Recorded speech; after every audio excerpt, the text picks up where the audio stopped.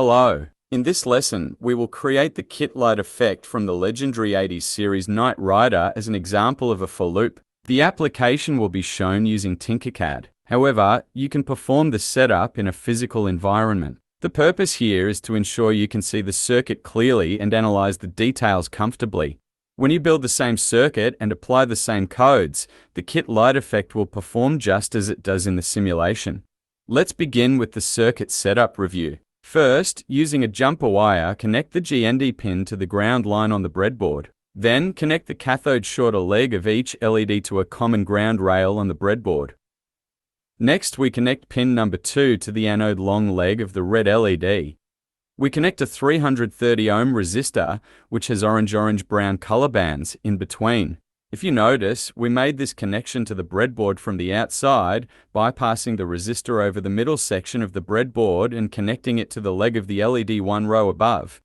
We connected a white LED to pin number 3. Then, we connected a yellow LED to pin number 4. Pin number 5 is connected to a blue LED. Pin number 6 is connected to a green LED. Finally, digital pin number 7 is connected to a red LED. In this project, we employed 2 red, white, yellow, blue, and green LEDs, but keep in mind that your LEDs could have varying colors. It's not a big deal, you can have them all in different colors if you like, or you can have them all in one color. We can begin coding the program now. First, we're defining an array of type integer. We'll name the array letter A. After opening and closing square brackets, followed by an equal sign parameter, we then open curly brackets to specify the elements of the array. The LEDs are wired to pins ranging from 2 to 7. Following the placement of array elements within curly braces, we end the line with a semicolon. Following that, we create a for loop in the setup section. Since the array has 6 elements, we construct a for loop with indices ranging from 0 to 5. Starting from 0 and iterating up to 6, a loop with incremental steps of 1 was created. Within the curly braces of the for loop, we will define the digital pins with pin mode. Inside the pin mode parentheses, we include the name of the array, and within square brackets, we specify its index. The value of variable corresponds to the element of the array, and with the output parameter we indicate that this pin will be used as an output. Consequently, during the initial iteration of the loop, when I is 0, we set the LED array element at index 0, representing the second pin as an output. As the loop iterates again, the index values will increment by 1, and each element of the array will be designated as an output. Instead of employing a for loop, we could have separately designated each pin as an output, but this would have extended the code.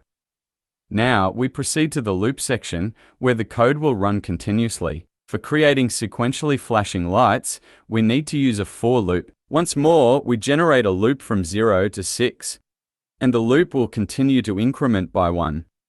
To determine the on and off states of the LEDs, we'll utilize the digital write code.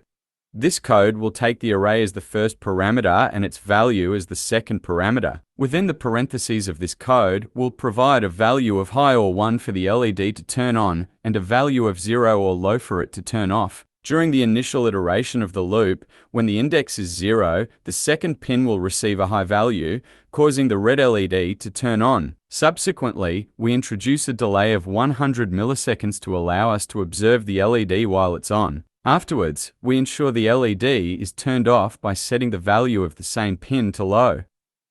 As a result, the LEDs will light up and turn off one after the other. We can test the code up to this point. As you can see, LEDs light up one after the other, giving the impression that the lights are moving in one direction. Now, we will make the LEDs move in both directions, which is a characteristic feature of the Knight Rider KITT circuit. In the loop section, we add a second for loop after the first one completes. Since we need to access the elements in reverse order from the last to the first in the array, we have to create a loop that counts backward 1 by 1. Initialize j at 5 and decrease it 1 by 1 as long as j is greater than -1. This way, beginning with the LED connected to pin 7, all the LEDs will turn on and off in reverse order 1 by 1. The code within the parentheses will be similar to the previous section. This time, we'll make the LEDs light up in the reverse direction. Starting from the last LED, we set the pins connected to the LEDs to a high value. They will stay on for 100 milliseconds. After this delay, the pins connected to the LEDs will be set to low, turning off the LEDs. When we start the simulation, we can see that the lights move back and forth as desired.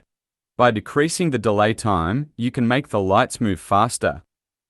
We've reached the end of our example application involving the for loop, wishing you all a productive time ahead.